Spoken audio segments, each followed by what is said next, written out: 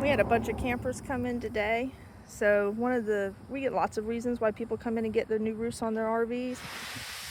That coachman right there, he's got a bad batch of rubber a couple years back. I'm sure many people have seen it on the forums. So there was the batches of rubber that didn't cure properly. They only helped you if you were the original owner, and he's the second owner, so he's brought it here.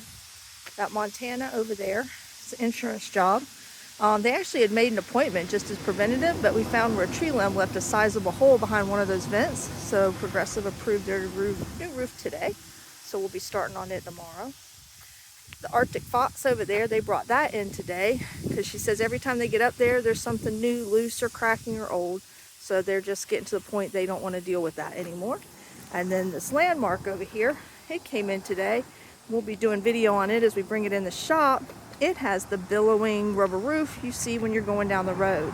So he taped it up the best he could before bringing it here, and we'll get a new roof on it sometime this week, maybe next. He's actually a drop-off and just wants us to work him in. So that's a typical Monday here at Keystone Heights at rvroof.com doing FlexArmor roofs. And we have another one that we totally sprayed today, and we'll be posting that this week too. Here's a sneak peek at what we'll be posting later this week. We brought the Cedar Creek fifth wheel in today to the Keystone Heights location at 9 o'clock this morning.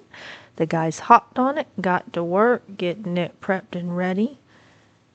So you can see here, a couple vents, solar panels, couple ACs, your standard roof, no wood rot. And here we are about 3:30. They started applying the FlexArmor roof. And then we inspecting it, getting some finishing touches done.